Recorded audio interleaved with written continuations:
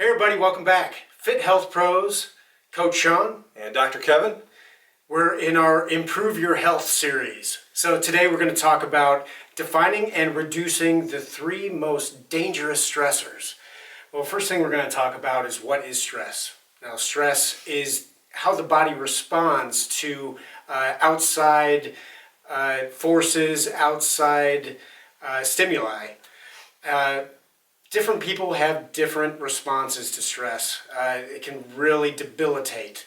It can have negative aspects such as affecting your longevity, tension, dis-ease, your quality of life. The big 3 we're going to talk about today are physical stressors, mental stressors, and chemical/environmental stressors. All right, so let's get right into the physical type stressors. So what we find is a lot of those physical stressors come from injuries, sports injuries, accidents, whether it's a car accident or a slip and a fall, personal injuries as well. A lot of the injuries can be not just the short burst or a heavy force type of injury, but can happen slowly over time, and we call that a repetitive type injury.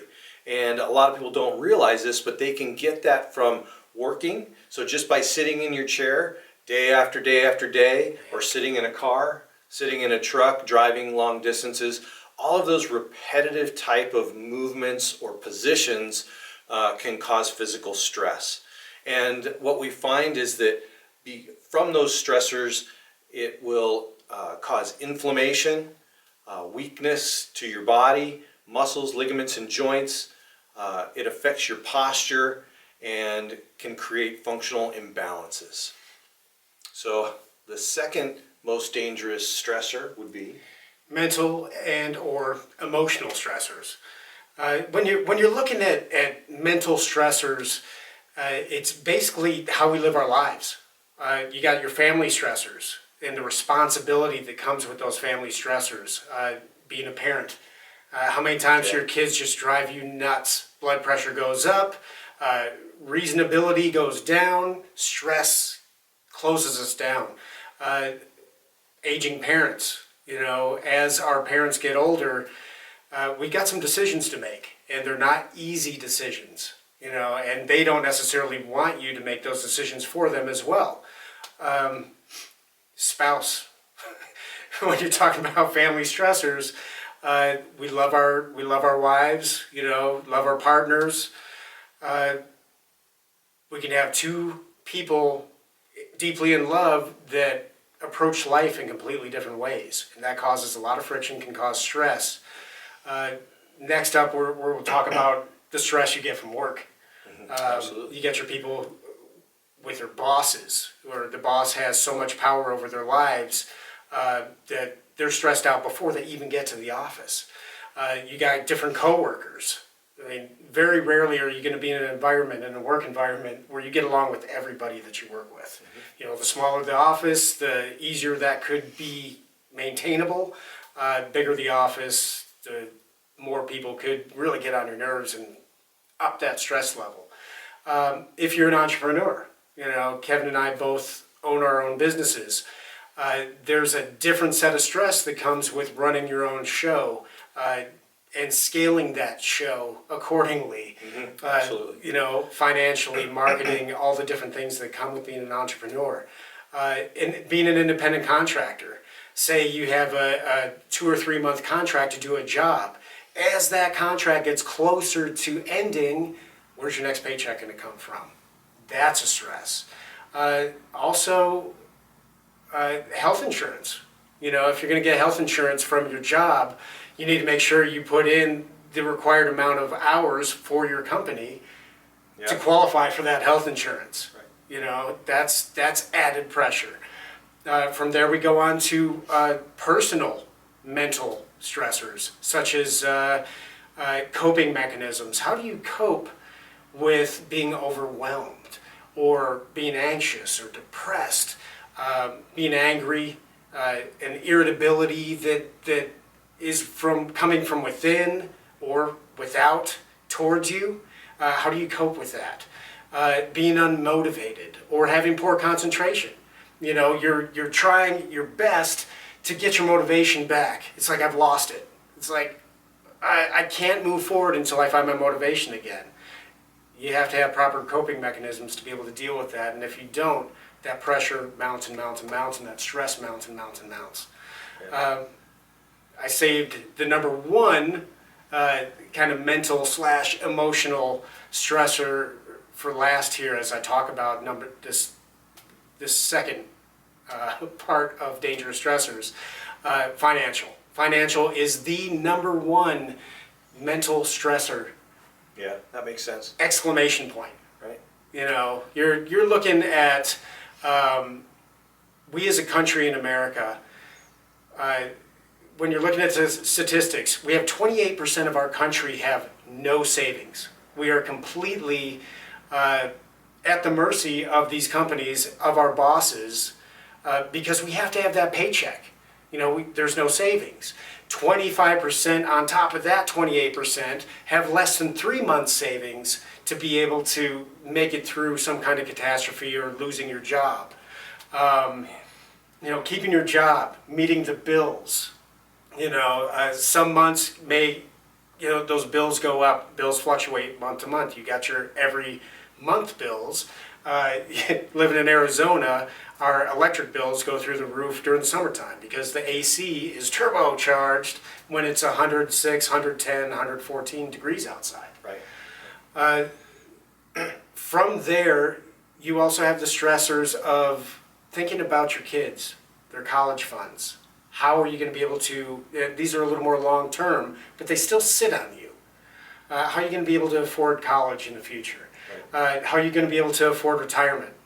You know, when you're talking about retirement, you're talking about your various portfolios, market fluctuations.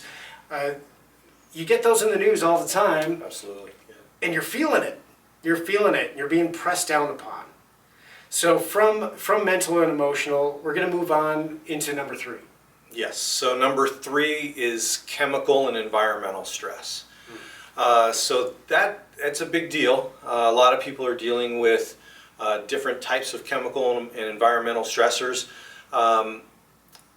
We have addiction as a big thing that has been in the news and that is coming to the forefront. We have 21 million Americans that are addicted, and only 10% seek out some sort of treatment.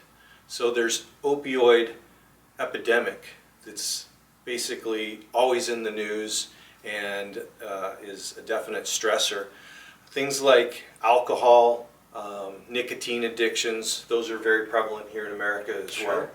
So we do have to worry about street drugs as well. There are addictive properties. Methamphetamine is just wiping out communities, and again, that can cause stress to the individual, can cause stress to their family members, and that's not a good thing as well. So another part of the chemical stress and how it affects our bodies would be dietary stress. So this one, I'm going to just say 100%. We see it all the time in practice, whether we're training somebody, trying to get them stronger, or getting people out of pain. It is a big aspect of how the body responds to a physical stress, but there's this chemical part that needs to be handled. So what we see is the number one aspect that just ruins everyone's diet and is terrible for you is sugar. Sugar. Yeah, so we're finding it in everything, whether it's regular sugar, but most of the time we're finding it as corn syrup added to everything that we wouldn't even think would have sugar in it. Right. But it's there, so make sure that you're doing your due diligence and try to eliminate that. There's a lot of great books out there that talk about the dangers, the poisonous aspects of sugar. Another thing that a lot of people will intake would be white flour. So whether it's pasta or just white bread, there's flour in everything, thickening agents. Look at your sauces. Look at a lot of aspects of that. Now my wife is gluten intolerant, has medical condition, so it's amazing where you find How much you have to cut out. how much you have to cut out. There's flour is everywhere. Again, thickening agents and sauces, just little things. When you go out to the restaurant, those things on the side, everything may have something that could have white flour. And what happens with your body is when it digests that, it's a simple sugar. It breaks it down into sugar. And it breaks it down as a sugar, and we don't want that. So that can cause inflammatory reactions. So what do we do to determine how your body's going to react to that? Well, if you have inflammation, if you have pain, especially joint pain, intestinal pain, headaches, Sure. we want to seek out maybe a little further and do some blood work. Find out what is causing the problem. And majority of time, you don't need a medication to take your pain away. You need to change something that is causing that pain and causing inflammation on the inside. Take something out. Take something out. Yeah. Make your body, set it up so it functions the best. Give it the fuel that it wants. And so we do have to determine, am I allergic to something? Am I sensitive to something? And it's two separate conditions. An allergy is something like an allergy to a peanut or to shellfish, So anaphylactic. where you eat that, and that anaphylactic shock, we all know what that feels like, whether it's from a bee sting, but it's from food. Most of us don't have that. But what we do have is a sensitivity, and that could be, again, the gluten. So don't get on people that say they're gluten-free and they're not celiac. They may have a sensitivity that you don't know. So there's different foods, nightshade foods, tomatoes and peppers. It's crazy how many of these foods are in our normal diet, and I hate to say we would have to remove those if we truly wanted to be pain-free and healthy and functioning correctly. Inflammation-free. But that's what we're here for. We're here for that information, and you have to decide if it's worth it to you. Yeah. To And have if a you can better be, life. if you can be consistent with it. And you can be consistent with it. It's really not that hard. There's plenty of great foods out there that you can eat. And matter of fact, your body can make changes and desensitize itself if you do that long enough, improve the gut health, and then start ingesting the proper foods. So that's the diet. I'll add on to the diet too, caffeine and alcohol. Yeah. Those are big ones.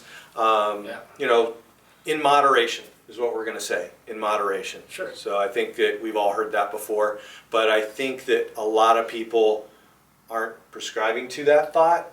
They are overindulging, whether it's 2 coffees in the morning, the noon boost with the Cokes or tea, a 3-4 o'clock coffee, and then one before bed. We have to be careful with that. There's other things that we need to do to make our bodies function better. So if we want to remove that stress, we have to make some changes there. And so the last thing for chemical is going to be how our hormones affect our bodies. Yep. So the stress hormone is cortisol. That is one of the biggies. So we have to address that. Are we ramping ourselves up, causing a release? How does that affect our adrenal glands, our thyroid glands, and all of those hormones that are there to have a balanced function in our body? Yeah, we're wearing ourselves out. We're wearing ourselves out. All these other stresses we talked about Right. pile on, and that cortisol goes up. Right, and we're going to go into, I'll talk about a couple of solutions at the end, but no, cortisol is the stress hormone, and we don't want to have that. We also have some other hormones going on, time of life hormones. So if you have teenagers, I have teenagers right now, we're seeing them go through the time of life, fun stress. I don't know who stressed more, them or me. But if you have teenagers, you know what I'm talking about. Also, women with menopause, guys experience the same thing. We have to look at what hormones we have as we go through our certain ages. Whether you're in your 30s, certain things start to shut down, growth hormone, right? Mm-hmm. When you're in your 40s, 50s, 60s, 70s. Testosterone starts going down. Right, testosterone. You know. All of these things need to be out of balance to not cause stress and to improve your function.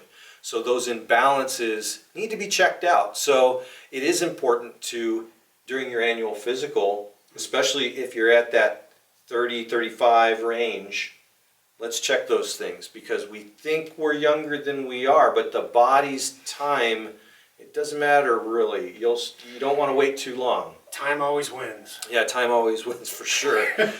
So those are some chemical stressors. So we've done 3. Let's talk about some solutions.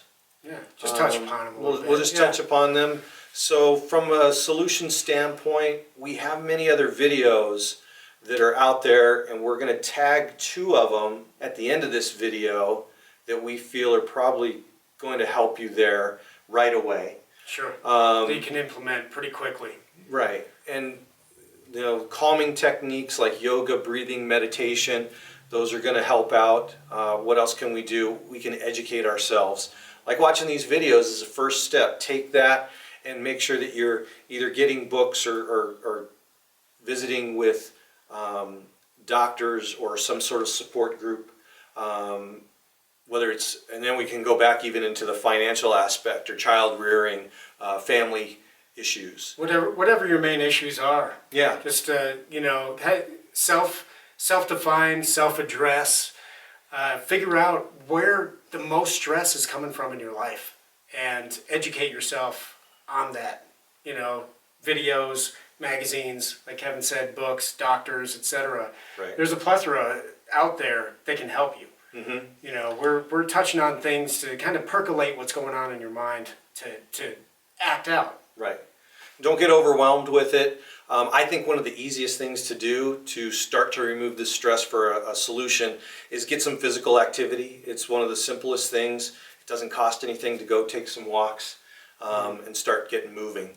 And also getting good sleep. We've had video, we do have a sleep video as well. So keep that in mind. So those are some solutions. And like I said, we'll post a couple of videos, and you can check and subscribe to our videos. Smash the subscription button.